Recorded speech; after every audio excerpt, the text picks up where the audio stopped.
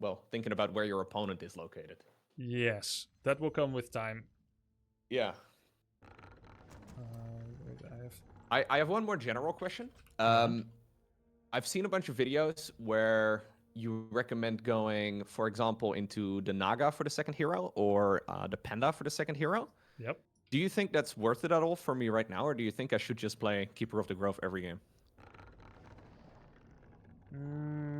I think Naga is a relatively simple hero, but it requires you to prepare to buy from the tavern. Mm-hmm. Naga is super standard, and so is Keeper. I would say Naga even more so than Keeper because she's a little better against air. Okay. Let's say if you're a Demon Keeper and an Orc goes Mass Wyverns, Keeper contributes nothing outside of maybe pinning down and killing ground heroes, which is all of them. There are no air heroes. Whereas Naga has a Frost Arrow and a Fork Lightning that can take down air. Can be quite nice.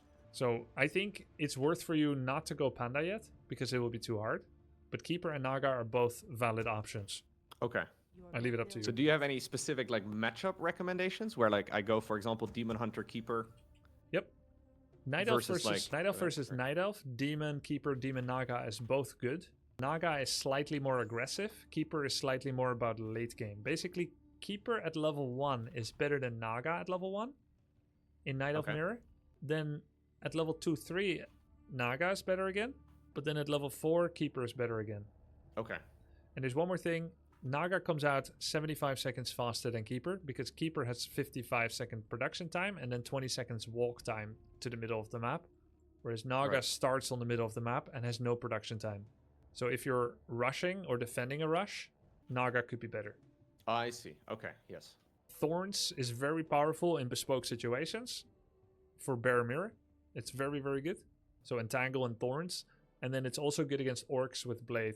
Like Blade Master? Yeah, Blade Master, Grunts, and Raiders. Okay. But if he only so you has would say Blade... versus Orc, like Demon Keeper pretty much every time? Yeah, Demon Keeper, I think it's better than Demon Naga against Orc, yeah.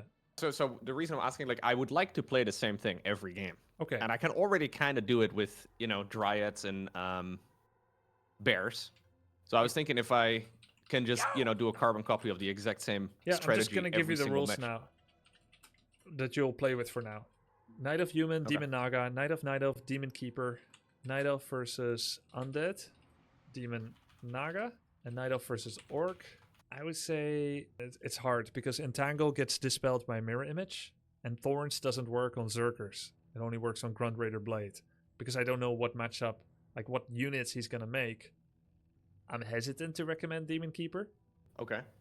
And I would sooner say Demon Naga. This was versus Orc specifically? Yeah.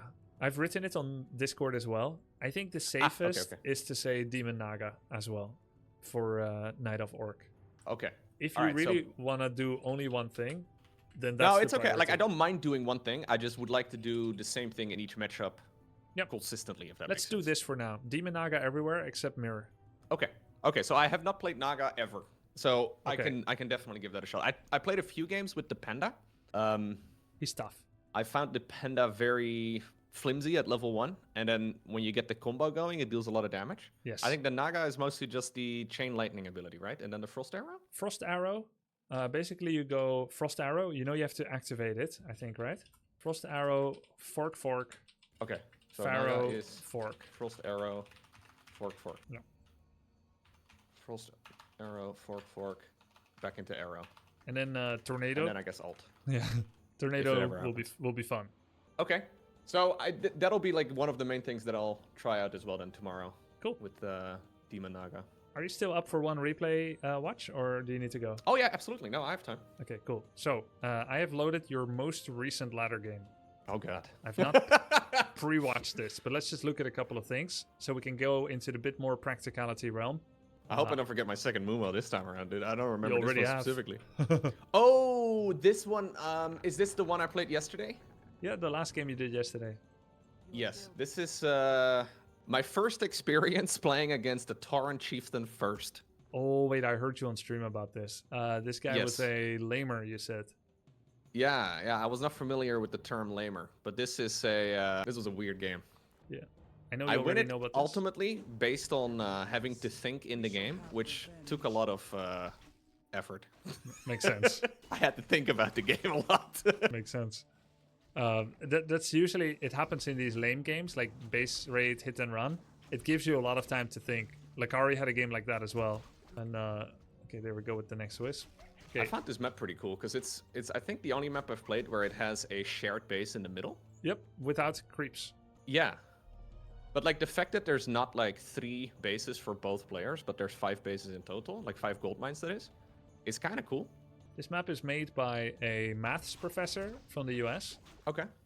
Who does not play the game. He only watches, and he has actually influenced the meta greatly by giving me and other players builds that he has never played against another player, just by studying, checking the numbers, practicing builds, and then sending them to streamers. He has nearly helped me beat the best player in the world with a build 3-0 7 years ago recently.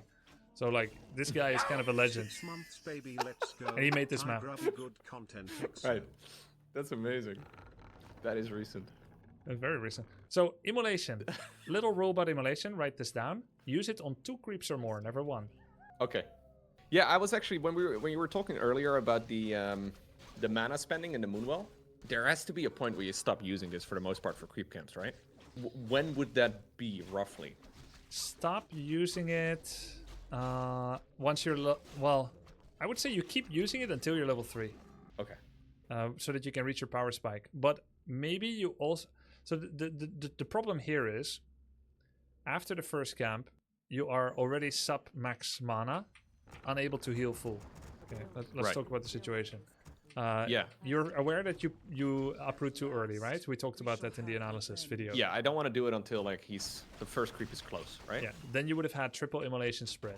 That would have helped already. So you turn on Also, I could have immolation. built this way closer. Right. You could build it closer. You could uproot later. Then you would have triple immolation spread. You wouldn't have to immolate as long. You have more. Nice stop there on the AOW. Okay. Now you turn off immolation because it's 1 creep. Yep. Mode 2 or more only. So there's already like 3-4 mistakes made here that make you overuse mana. Not a big deal. Completely normal for your level. You also last hit this level 1 by accident. Wait, did I do that with the Engine of War? Yeah. But as long as you know, it's fine, right? Here, you would want to scooch out the Mammoth, go in with Demon, walk back until here, then go in with Demon again, and immolate the 2 ranged in the Mammoth's location with the Mammoth coming back to you. So you kind of want to create like, you almost want them to surround you. It's the same concept that you were talking about earlier. Exactly. The sideways walking, yeah. Yeah, exactly. Now, let's say if your Archer was where your Demon is now.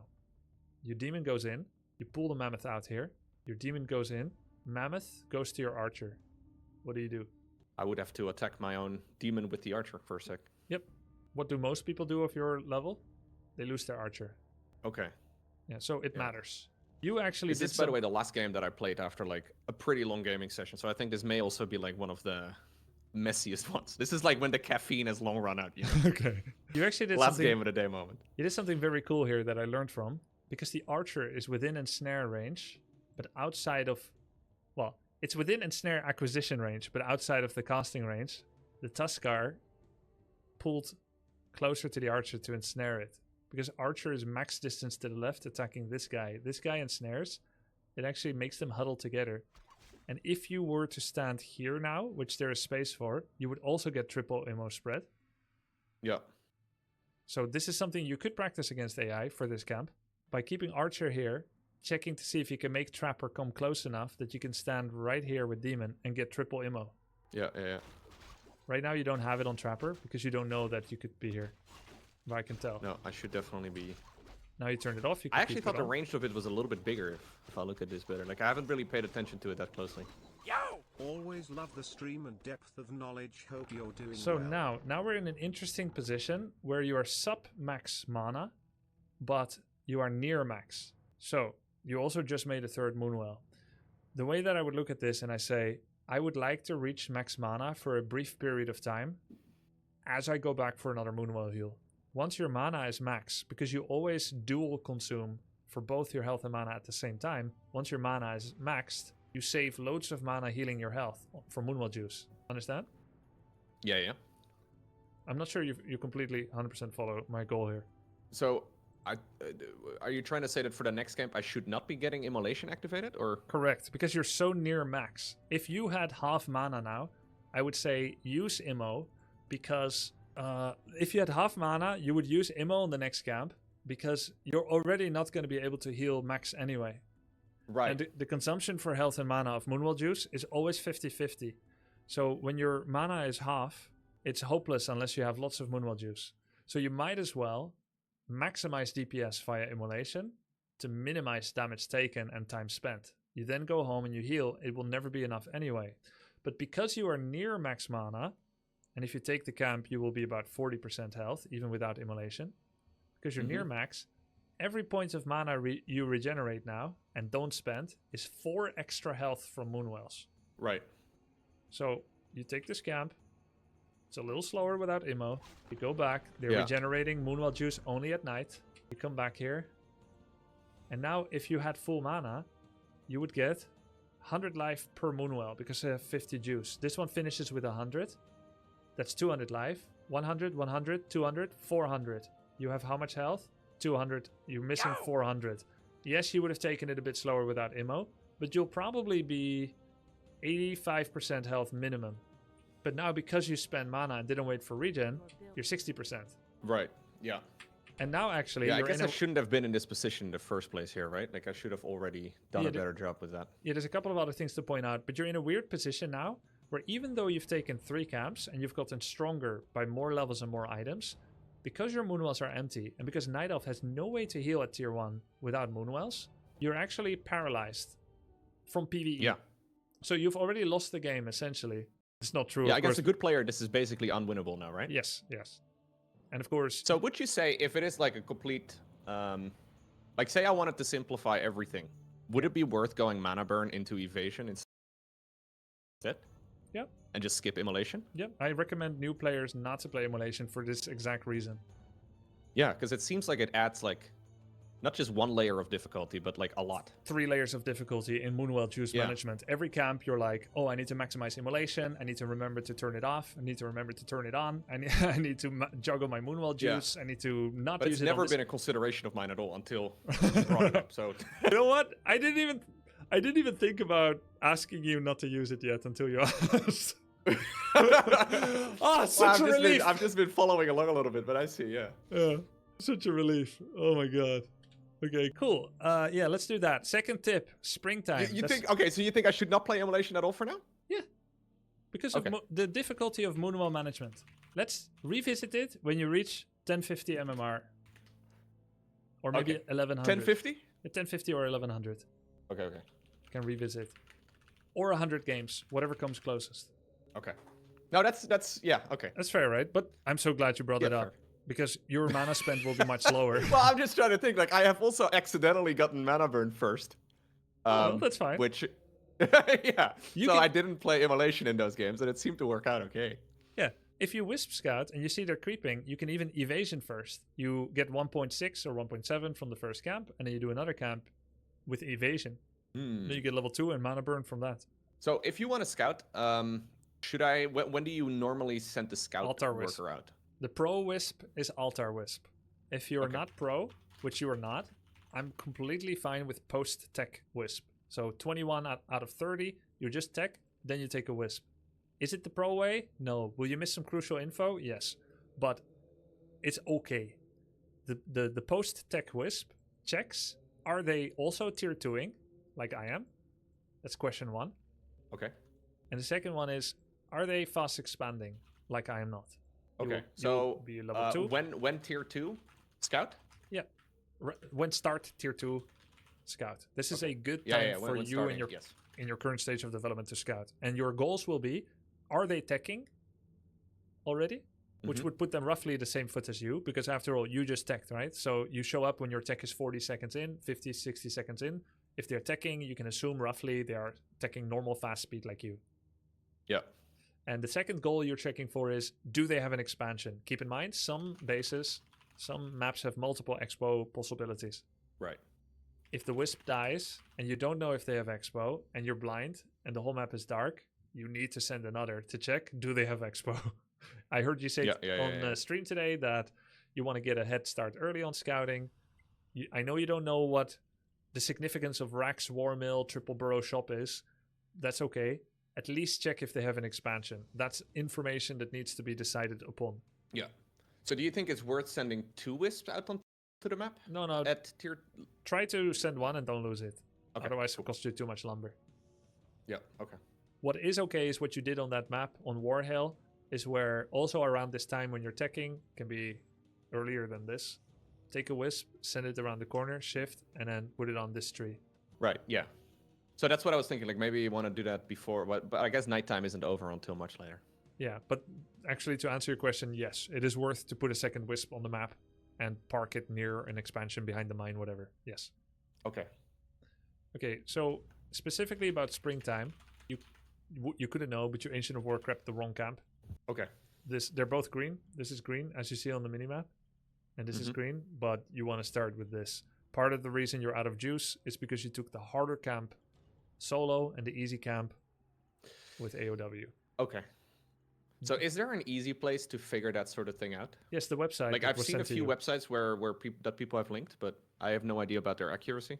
They're very accurate. The website that has, well, does a moderator have the link for me so I can just make sure that he has the same one? Because there's one website it's like wc3.no or something. Yeah, that's the one.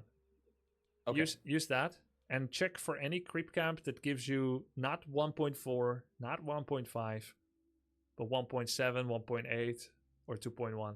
Yeah, they basically have routes that give you like the indicator of when you should hit level 3 after like 4 camps, I think. Oh, actually, there's a much better website than what you have. Sorry. I'm going to paste it in your Twitch chat. That would be great. Cough creeps. Doesn't this lead to the same one? Does it? yeah. The website links to the... Oh, really? Yeah, the example creep routes button links to the same page. Oh, wait. Oh, okay. Yeah. All right, cool. It's the same one. Perfect. Okay. So look for any...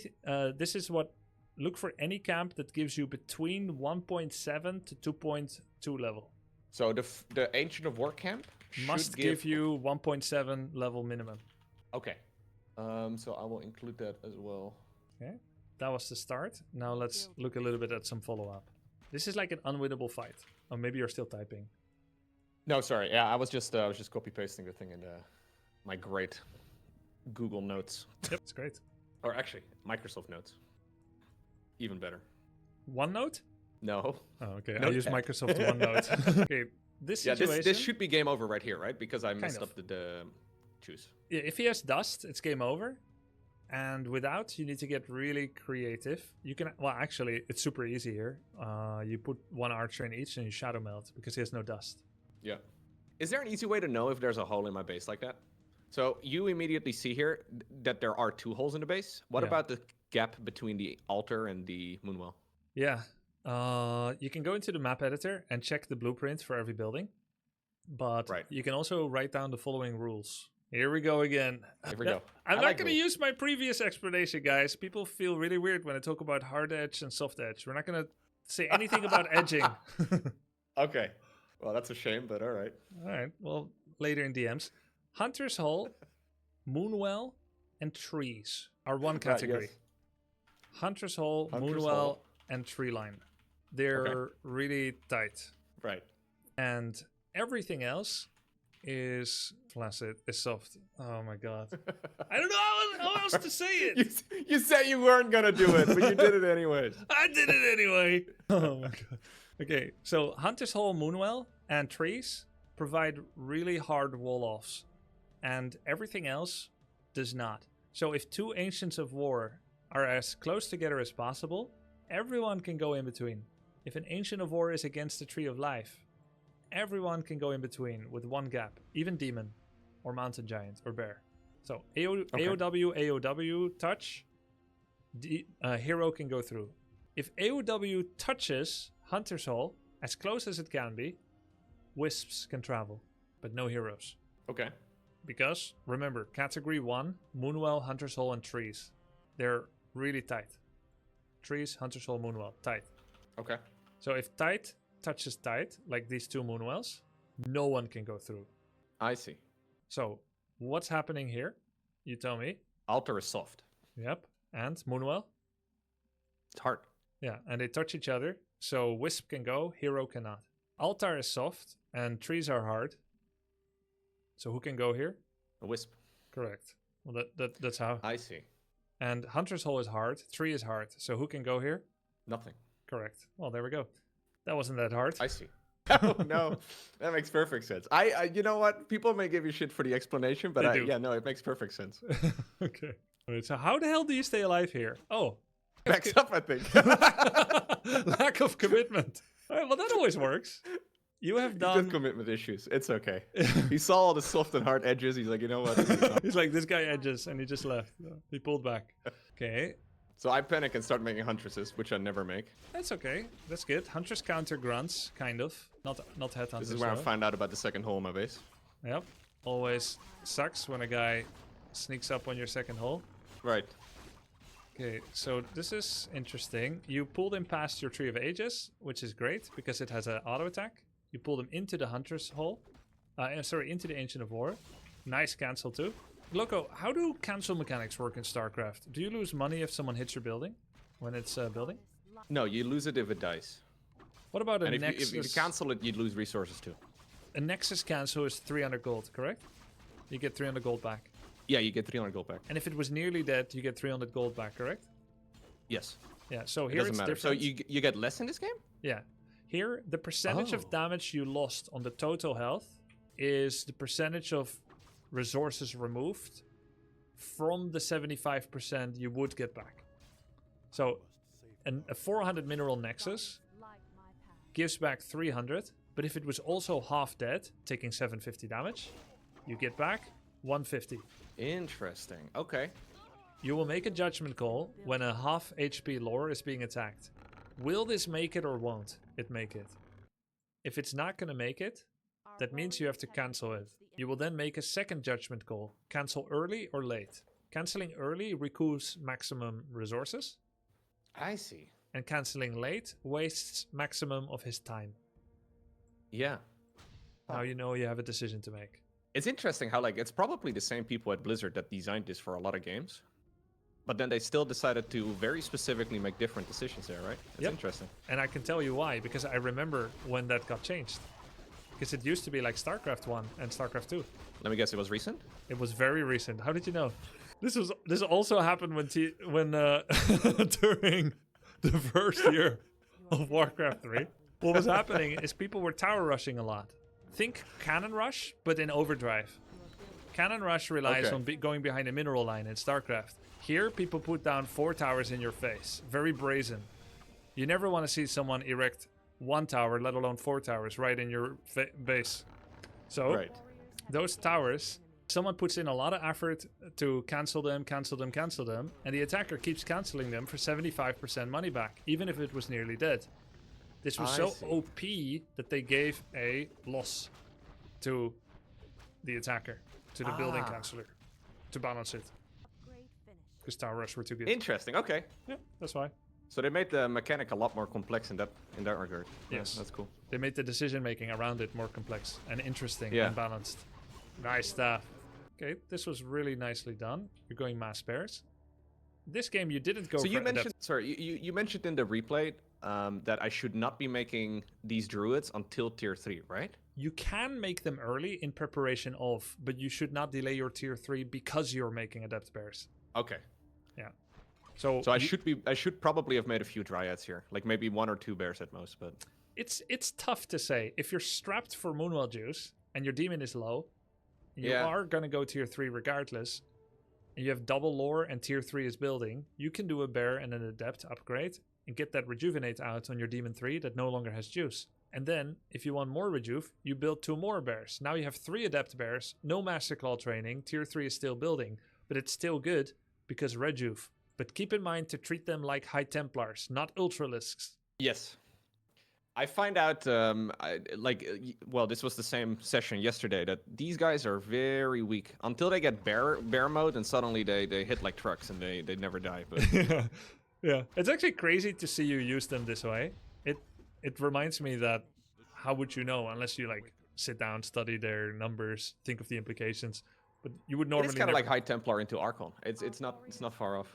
Yeah, actually true. And now High Templars have an auto attack, so it's super similar. Yeah. Okay, why are you creeping this camp instead of your own camp. Not a criticism. I wanted to, a I guess, question. steal his. I don't know. It seemed closer by, but... Yeah, well, that's great. That's perfect. Keep doing that. Oh, okay. Keep doing that. Because you pushed him back. He has towers. You feel like you would probably win a fight. So when you win a fight, you should steal enemy farm. I loved when you described something early on stream today. I was cheering. I was fist bumping during dinner. You said... You're cutting chicken? Yeah, I was cutting chicken. No, this was during dinner after eating the chicken. During eating the chicken. Oh. Creep camps are like an expansion that he can now no longer take, you said.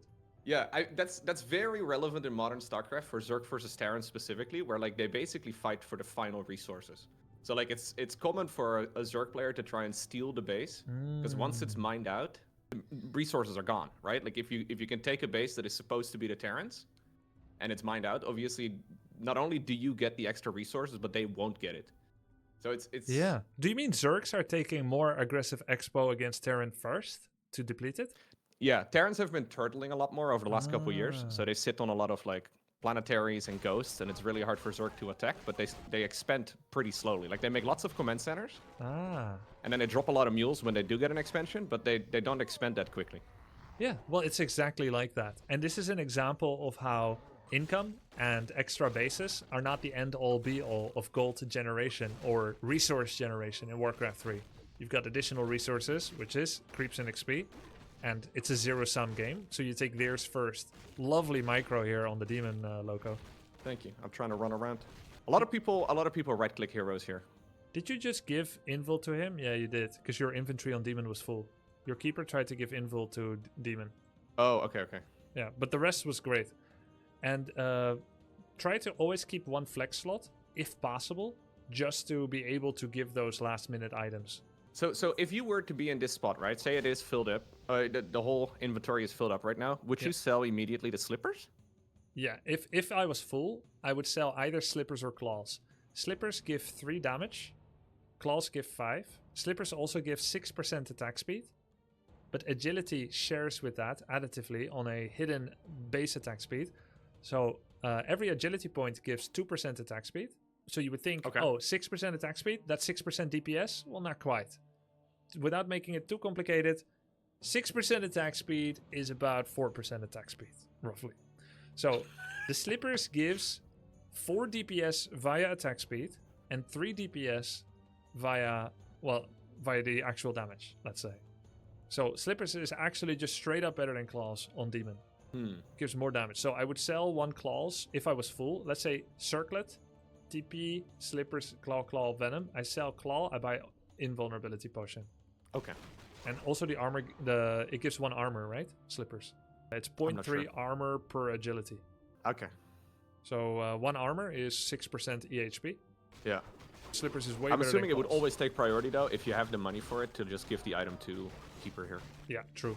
In this situation, I would give TP and Invul to Keeper. So that he has TP, Invul to save himself, TP to save himself, Staff to save Demon. And then here's a great one, Staff of Teleportation on Demon Hunter.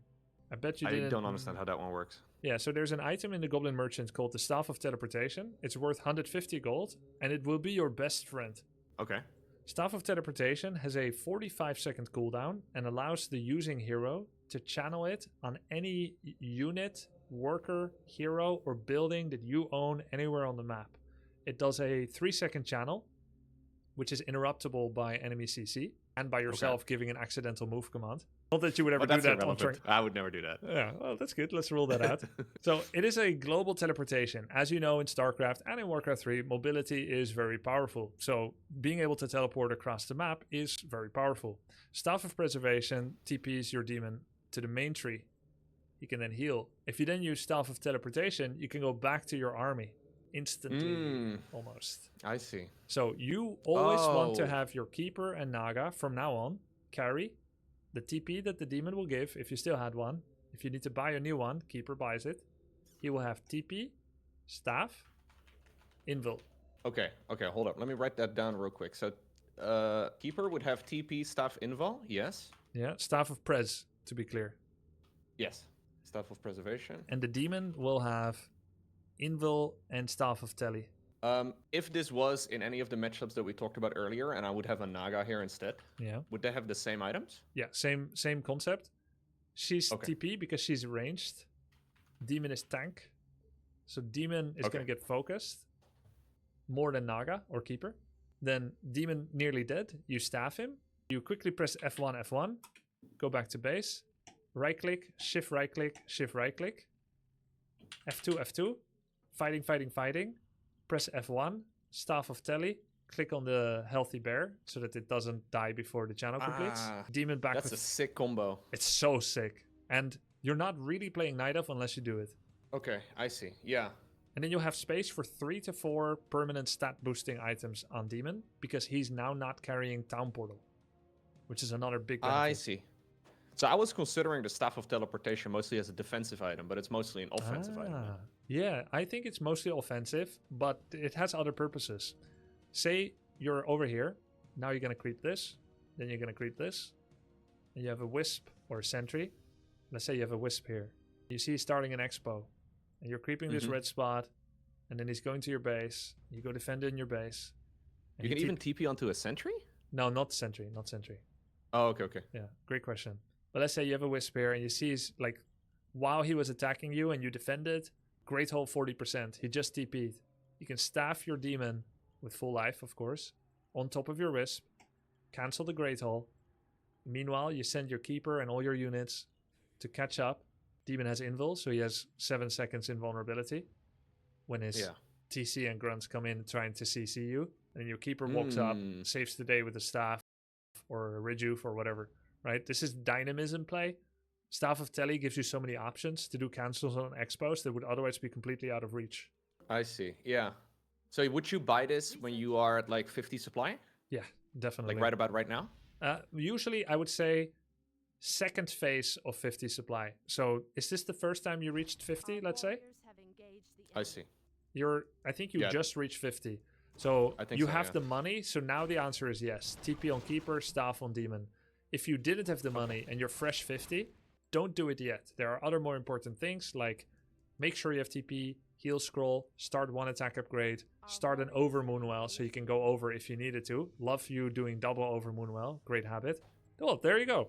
Attack upgrade, Ultra Vision, double Moonwell. Okay, now you've done all your necessary spends. Next time you get to the shop, I would buy a Staff of Telly, yes. So you bring up the healing scroll? Is that, like, I never use a healing scroll. I Really? bought it here, but I don't, like, I think this is mostly an accident. It's very hard to use I think it. I buy it with the good intentions, you know, but I don't actually use it. That's great. Heal Scroll and Invul are the 2 most important items from Merchant. It's an instant 150 heal to an unlimited number of units in a radius this large around the hero. Yeah, it's Fantastic. really good. Not as good on bears as it is on Mass Archer Huntress, because bears are more compact. 150 for a bear or 150 for an archer. If you have 2 archers, same cost as a bear, that's 300 health. On a bear, it's just 150. Understand? Yeah. Yeah, so many small unit better, but it's still good enough for bears to use. And the rule for heal scroll is if you're at 50, buy 1. If you're at 60, have 2. Do they share a cooldown? Yes, which means 1 on each hero. 1 on each. Yeah. 30-second cooldown exclusion. Hold up. Let me just write this down real quick because I made some notes of what I should do when I get to 50. Yeah. Let's see. Items for heroes. Yes. So this would be heal scroll, invul, staff of teleportation, and then when you are at like 60, you want to usually have 2. Okay. Yep. Okay. And you can have 3 on 70 or 80. Okay.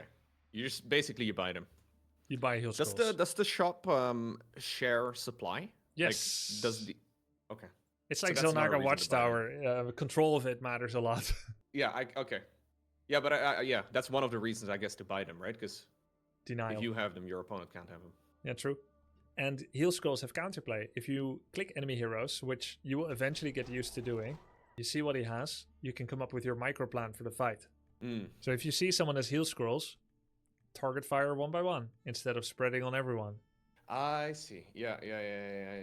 Man, there's a lot. There's a lot of layers. There like the is. fights are pretty slow, but also really fast. You know what I mean? Like there's a lot of considerations. Yeah, no, I love that you say that. It's true that fights are slower than in SE2, and that makes it easier but it also makes it harder because you cannot compensate with macro usually. No. Yeah. So the importance on it is 95%, and in SC2 the importance on fights is 40 to 60%. That means fights are everything here, and what Warcraft 3 lacks in raw speed of procession of the fight, there is more complexity in a way and less raw mechanical domination. Yeah. Not that there isn't any, but let's say doing like insane Marine King micro can be out of skill reach for many. Here it's more of a knowledge game, but that knowledge is very dense, very deep. Yeah. No, I fully agree. Like at StarCraft, when you hear your units are under attack, you're probably already dead. Like, genuinely, it's so quick. Like if you're Terran and you don't pay attention, or you're Protoss and you just have a bunch of Banelings rolling into your High Templar, like it's extremely brutal. Yeah. Okay, nice. It's exciting to watch, I think, but it's very painful to play. Yeah, I think StarCraft 2 tournaments are very, very fun to watch.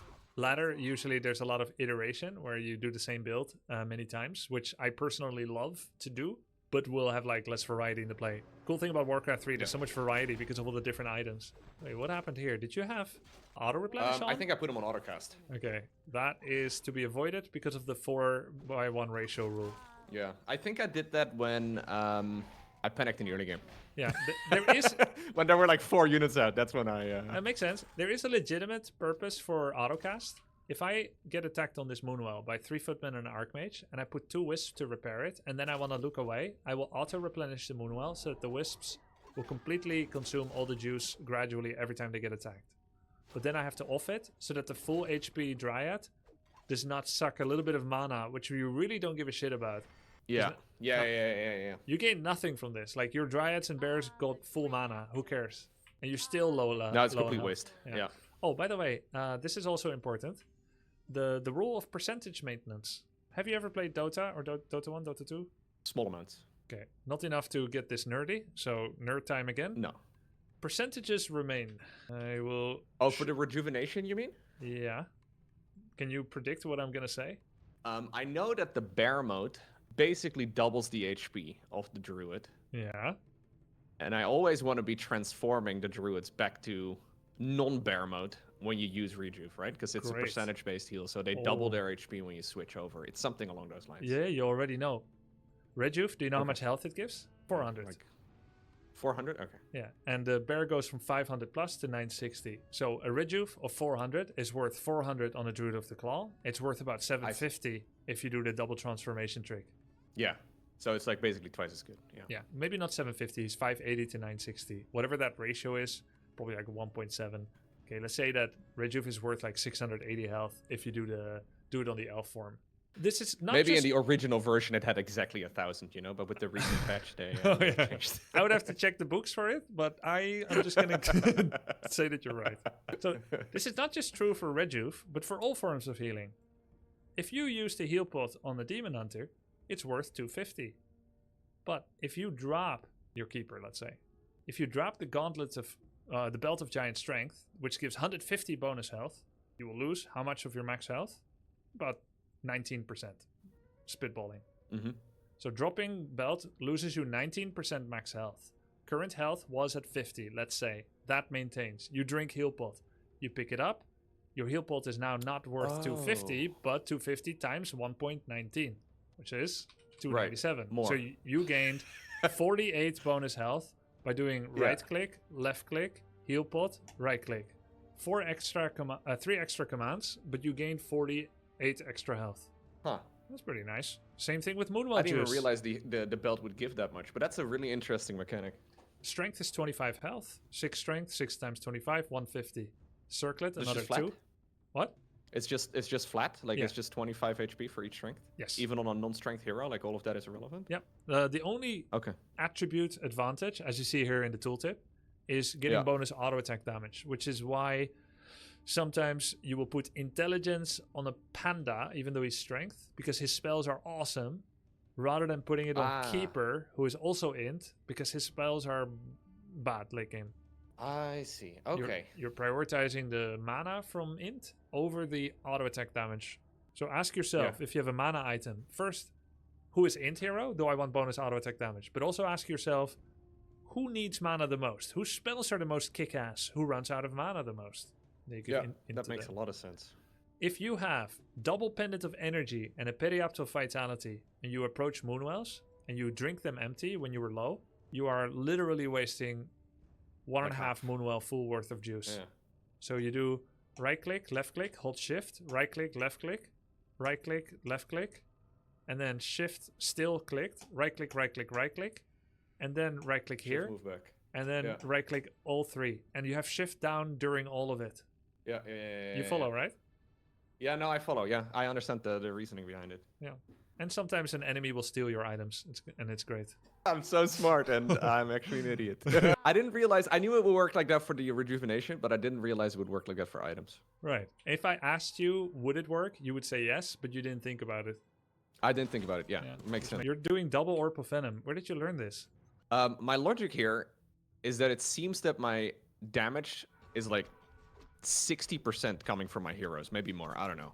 Yeah. So I'm thinking since he's going flying units and I don't know what anti-air I have other than the Dryads, I'll just give my heroes anti-air. This is fantastic. And then at some point I realized I should probably have dedicated anti-air, so I make the, what is it, Hippogriff? You don't need it. Bears counter Wyverns. Really? Yeah, well, because of Rejuve and everything you just said is completely true. Yeah, so Rejuve and then the 2 heroes are enough? Yeah, usually. Though, like I said, Keeper is bad anti-air hero, so I do not disagree with you going Ancients of Wind. It's a bit of a meme, but it's also true. Up to 7 Wyverns can be countered by Bears and Orb of Venom. But when he has like 10 like this, with 2/2 upgrades, sure, you can also get Hippogriffs. Yeah. So this guy does the thing that I had never seen before, where he basically never fights me after the early game. Like, he just keeps running around, and then every time he attacks me, he TPs in. I don't put vision for some reason at the bottom of the map at all, so he keeps doing the same trick 17 times, I think. Like, he attacks through the bottom lane into my main base as I attack him, and then he forces a TP, and he runs away. And he does this over and over and over again, and I just make the same mistake over and over and over again too, but it's okay. But you also do a lot of good things. You keep creeping, you check his expansion. ABC, always be creeping, very useful. So you're getting ahead in ways that he is not, even though you lose buildings and make those mistakes. Right. And you're developing upgrades, which is also nice. You had double orb, also nice. Now, let's ask a couple of questions. I know you had the benefit of playing this game out, but let's say, what are the theoretical steps that you should do to solve several problems? I will mention the problem and you get an answer. Sure. Okay, you are full in inventory and you're starting a camp that will drop a perm. What should you have sold at your shop in base when you were in your base in anticipation of creeping? Well, knowing what we now know, I would be selling the Claws of Attack. Yeah, sell 1 clause. Anything on Keeper? I'm not sure what the bottom left item does, but I'm thinking that's the fancy item. Yeah, that one's sick. Sick. The sick. middle right one. Middle right could sell Circlet. Yeah, I don't disagree that if you are going to creep 2 items, you might as well sell 2. You could sell Circlet. Now, Circlet is very good. I would say the evolved response would be double claw sell. Okay. Give a Circlet to the demon, and then make sure that both can pick up an item. Now, I will say claws are very good. You ideally don't want to sell, but you currently have luxury problems, and luxury situations call for desperate measures. So, double claw sell, makes sense. Circlet or Gauntlet to demon. Now you can pick up item here and here. Yeah. Maybe stupid question, but does every orange camp by default always drop an item? Yes. Every orange camp is guaranteed to drop a perm, and maybe 70% to also drop a tome. Okay. So if this was post-coaching, and this Dryad was getting destroyed by this Trapper, you would do an auto attack on this bear with this Dryad. Yes. With all of these units, I would do a box select here, and then shift my demon out of it, and then just attack onto anything. And then attack onto the bear. Then all of them will attack the demon, because he's the only one not in. Yeah. You can also just rejuve, and then you don't need to worry about any of that. Well, this one I have a lot of HP. Yeah. But let's say if you only had 2 Dryads and an Archer, then it would work too. Yeah. Nice. Expansion, lots of rejuves, good shit. Now you have to sell. You sold the slippers, went to get the claws. Yes. So I am overvaluing the claws. I did not quite understand how to... They are very good, to be clear. It's just that for demons specifically and nobody else, slippers is better than claws. But for everyone else, claws is better. I see. So if this was like a... Keeper, Yeah. Panda, Naga, you keep the claws. But for Demon, Warden, and Potom, because they're all Agi hero, slippers. I think I may end up selling the belt as well at some point on the It's okay. keeper. It's okay. It gives a lot of money. Sometimes you will sell a better item, like an orange item instead of a green. Yeah, I guess the resources gained are also big. Yeah. Oh, you know about upkeep, correct? Yes. I'm going into, I think I was making 2 Moonwells. At least I thought I was.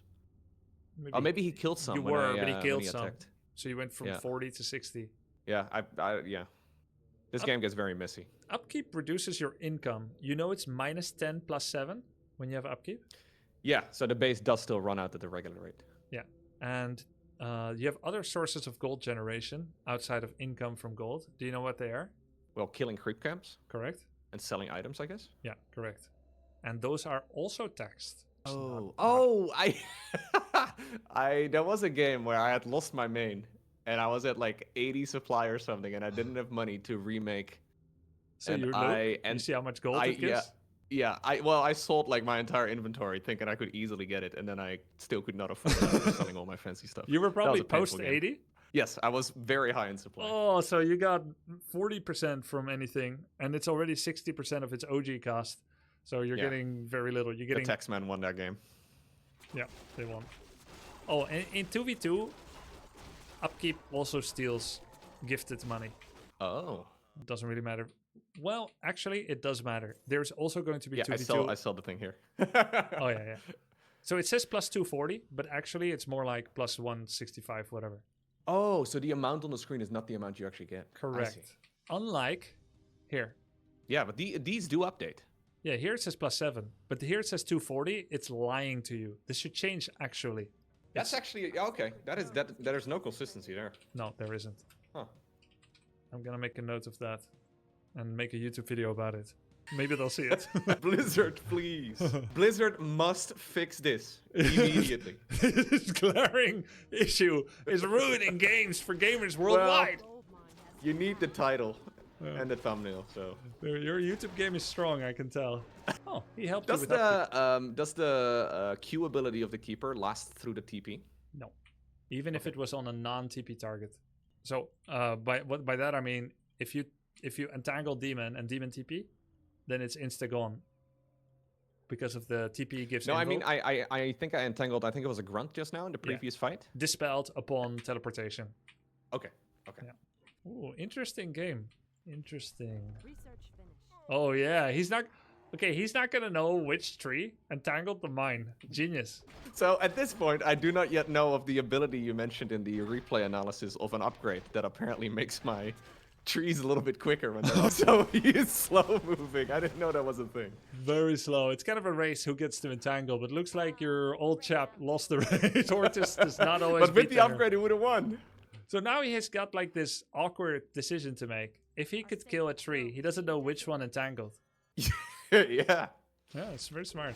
Wait, how I did did you it on win this? purpose, 100%. Holy Batman! It's like 17 workers away. He's got a long distance mine when he doesn't need to. It's amazing. How do you win this? I start making hypocrites. They seem pretty good. I get his hero here. What should you have done here? This is another thing I learned for the first time in this game. I recognize that there is an ability called Ankh on the ulti. Now, I was confused because he dies here the first time. And I don't recognize why he doesn't die the next time around. Turns out he didn't actually research the ability in time. Yep. Oops. So this is it's a very strange situation. I never see that hero, so I remember it from the campaign from like a long time ago. Yeah, so I it's was a little very awkward surprised too because he also had TP. By the way, there's a replay bug. If you didn't see the tower in the fog, it looks like it's unfortified. Oh, But it will not happen in your real games. Just replay. I see. Yeah, cool. So you finally made Ancient of Wind. You have a bit of lumber issues. You've got hippos. How do you control group them? Building is All ground should be 1, hippos 2. Yep, that's what I have, I think, here. Nice. I think this is my first time making hippogriffs, and I don't know if I realize here that they have no anti-ground. So it's... I see everything selected in one. Is this a box or? Yeah, I think I do split them up here eventually, but... your building is complete. So he should have stuck around, I guess, right? Well, no. So they got teleported. Hippos are specialized anti-air. They will destroy these wyverns. even though he has better upgrades and more. No, I mean, like, he should have probably stuck around with the Wind Riders close to his hero's TP. Oh yeah, you're completely right. I don't see you splitting the group yet. You pulled them away. They're still in the same group. Maybe I add him back in? I don't know. There's something cursed here. That's okay, but you know, it's just something to work on. The spikes on the orc structure scare me. I don't... Yes, it looks imposing, right? Yes. But do you know what it does? I think it's thorns, so I think Yes. it's the same thing as my keeper, but... True. But it's both flat and percentage. Okay, so it's even better? Better against footmen and ghouls because of the flat. Better against mounted giants because of the percentage. It used to be only flat, but it was recently changed to be both. Right. 2018. So Oh, that's pretty recent. that is pretty recent. That's only 2 years ago. How do Bat Riders work? I don't know. They explode for like 500-600 damage. I think 600 on main target. Oh, the Baneling guys. Yeah. And 140, Scourge. 140 on extra targets, radius about this big. Okay. So 600 main, 140 others. So splitting helps. Marine splits against Banelings. You should be familiar with it, the concept, super familiar. Yep. Bat Rider have an interesting damage, which is reduced both by anti-magic. So Undead has an anti-magic shell they can put on creatures. But it's also reduced by armor, which is very unique in this game to be reduced by both. So the explosion damage is reduced by armor. A Hippogriff will die to a single bat at full life. But if you get 2 armor upgrades, it no longer will. Oh, okay. But it will die to 1 single explosion. So if you get 2 armor upgrade hippos in an extended versus Wind Rider bat battle, and you do perfect split, then he will get 6 bats on 6 hippos, no one splash, all survive. You're happy, you go back home, you heal. It's great. I see. I I have honestly not really seen any of these units in any games. So, like, I've played, I It don't will know, happen maybe more. 60, 70 games or something. It seems very rare. This is cheese. Anytime you see Wyvern or Bat, they are a cheese meister. They are lamer. They are no skill, tower defending noobs that will do hit and runs, towers and expos. But I say that this is how like most people feel like about playing against it. It's true that usually their mechanics are worse, but it is a valid playstyle, and they, like anyone, are deserving of love and respect. Okay. But they're still lame. Yeah, they're lamers. Cool. Double AP. So I decided to take the center base, which I thought was kind of neat here, because he doesn't have a third base, and he's never going to be able to deny it if he doesn't want to fight me. Your building That's why it exists. Oh, you already survive with 1 armor upgrade, see? Oh, yeah. So 1 armor is all it I think takes. I attempt to split at some point, but... I think bats are 550, which is why it survives. Yeah, this is why this gold mine exists, to deal with clear turtle situations. We've had maps in the past, in Warcraft 3, that This have is where I get confused. only 1 extra gold mine per player. And then you get to these really boring turtle fiestas that both players have a defender's advantage. He has towers, Yeah. you have moonwells, and then nothing happens. And you've had like unnecessary 30-minute pause fests because there was no tiebreaker. So even if there's a dominant player on the open battlefield, you couldn't capitalize on it. So 2v2 gold mine based maps are terrible. And see what happens when you kill him. It's like, huh? So I don't recognize this, because I don't know about the Ankh. Right. Well, And he just walks away. Well, your chat told you about this, didn't they? Yeah, they told me afterwards. I was like, what? Why didn't I get XP? It was weird. That's good.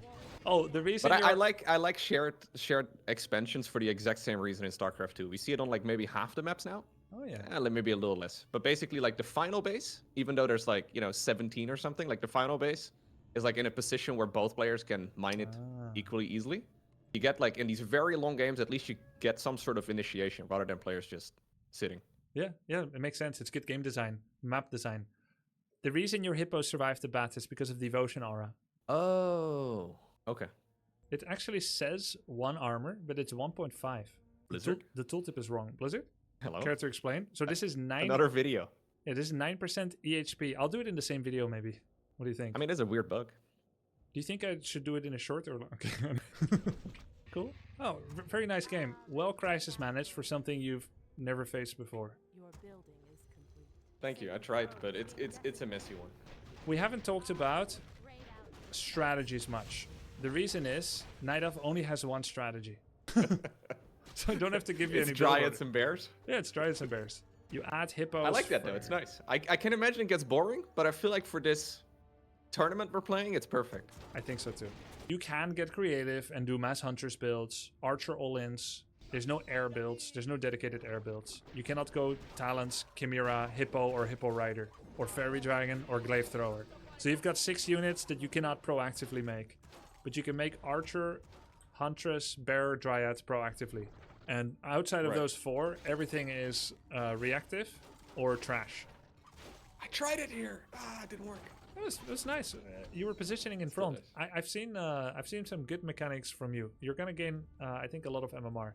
Now today, I teach you a lot of basics about creeps and economy and mechanics. These are really important, especially as an elf, because you have so low army diversity. So this is how you're gonna build your efficiency. If I coach a human, it's gonna be a very different type of coaching because they have so many builds. The next thing that I will need to help you with, and it's not going to be today because it will be too long and it's late for you. The next things you may need help with are the 100 different ways Night Elf can get rushed. Right. And I guess a lot of aggression is mostly designed to hit right before bears are done, right? Because Yes. that would make perfect sense. yeah, you're going to play Paladin rifle guys that will try to kill your adept bears, your High Templars, right before Masterclass training. You're going to have people that use ghouls, footmen, grunts, headhunter, wolves, etc. to harass wisps while you're attacking to tier 2. Yeah. The way you deal with that... I've had that happen already a little bit. Yeah. The way you deal with that is partially with your pretty good build layout already, open jaw, with some gaps, to make them hesitate to go in, like the TC with 4 grunts early game. But if they penetrate deep into your base, and they do it repeatedly, you can react with a couple of tricks. I'm going to show you a few tricks, and then it'll be the end, okay? Yep, perfect. So Dryads lose to rifles. So Water Elemental also have piercing. So they kill Dryads. So in this situation, you can either take a straight up fight against 2 Water Elementals, or you can bring 3 Wisps. Oops. You can bring 3 Wisps, detonate them on the Mountain King and Archmage and 2 Water Elementals, instantly deleting both Elementals. And the earlier you do that, the less he has those, the less mana he has, etc. Then you'll use your Demon and Archers and Naga to quickly kill the Footmen, which will only leave the Rifles behind, and they will be targeted next. Now, if you don't use Wisps here, you will lose every game against this. And if you do bring it, then you can win. Okay. Yeah, so they're actually like an absolute necessity here. Yes. So you generally build, or you generally bring 3? They do about 200 to 25 damage. And Water Elemental level 2 has like 625 HP, so you need 3. Okay. Level 1 Wolves from Farseer have 250 HP, so it's minus 225 from Wisp, so 1 is enough, and then 2 auto attacks. Okay. And then level 2 Wolves are like 350, so you need 2 Wisps. But I guess that will be apparent too when you just attack them, right? Like you detonate Yes. one and you see, okay. it's You'll not see dead. it. You know Wisp do mana burn, right? Yeah. Do you know it has friendly fire? I did not know that. No. Okay. Don't mana burn your own Demon and Naga and Bears, if possible. Okay, that's correct. Okay, that's actually very important. Okay, Yes, so it for is. Water Elemental, generally 3. Okay, do you know how Abolish works from Dryads?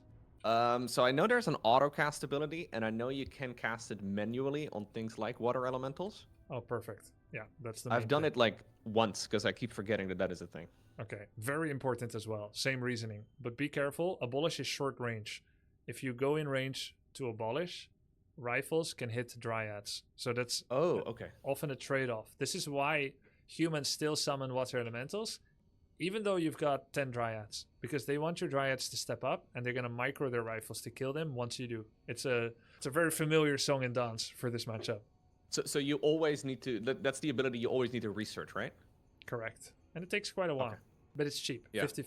It's generally when you are going to tier 3, right, and you're building Dryads at tier 2. How many Dryads do you usually build? Yeah, great question. So usually the flow is 2 Lore tier 3. We do 1 Adept upgrade and 1 Bear. That gives you 1 Rejuve. And the next step is either 2 Bears or 1 Dryad, 1 Abolish, or 2 Dryad. These are the 3 major, I would say, variants. Okay. And So 1 Adept, Bear, 1 Bear, 2 Bear, or 1 Dryad plus a Bullish, or 2 Dryad. Okay, This is bear maxing for timing for top unit, that's what I've been doing, but I end up with like 7 bears. It's which a is bit fine. much. It's a very good diverse army. You've got tank, DPS, and healer, all in one. You're not wrong. Insane. Basically, the whole build is just bears and heroes. You've got a full World of Warcraft raid dungeon group. You got a full MOBA team. This is for removing Hex and Tangle. Okay. Oh, it works against Hex as well, obviously. Yep. But Hex is a debuff, but it's hero-based debuff. Therefore, it will need to be manual cast. Right. Yeah. Whereas Slow is a unit-based, and that will be auto-casted. So it's only the hero-based abilities that need to be manually dispelled, right? Correct. And summons, which are also hero-based, to be fair. Yeah. Okay. So that actually covers it. Yeah, so this is the usual step progression. Okay. So what I've been doing is just making bears there, and then I get to the tier 3 and I make the bear upgrade, but I might want to consider adding in not a million bears, but also a few dryads. This is the strongest for your timing. But it's also kind of flimsy, I guess, a little vulnerable. If you have 3 bears and all you're doing is roar and rejuve and you can barely fight, it can be flimsy, yes. And let's say, for instance, you're being attacked by huntresses. You would probably open with 2 dryads before your first bear even. Because dryads hard counter huntresses. Yeah, makes sense. And you'll learn more about that as you play more. But you can store this for future reference. Excellent. I have a lot of notes. Yep. It's a I'll lot. be rehearsing for the test. It's a lot, but because you take notes, I feel more confident to go longer. I have quite a few. Also from the replay analysis, I tried to keep it at least reasonably concise. But I saw that, yeah. It's great. there's a little bit of work that I need to do. But it's fun. It's a fun journey. Yeah. I just need to make sure I don't get too like trying to execute all of it. So the main problem you kind of run into is like prioritization, right? Like what is important at what time. Yeah. And I think the only way to do that is just practice, right? So Yep.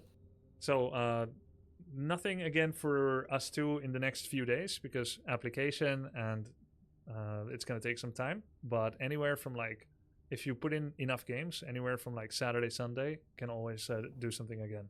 Okay. Yeah, I'll let you know when I have some specific questions. You can DM me on Discord anytime for like quick fix stuff. But let's say the next coaching session will be a few days hence.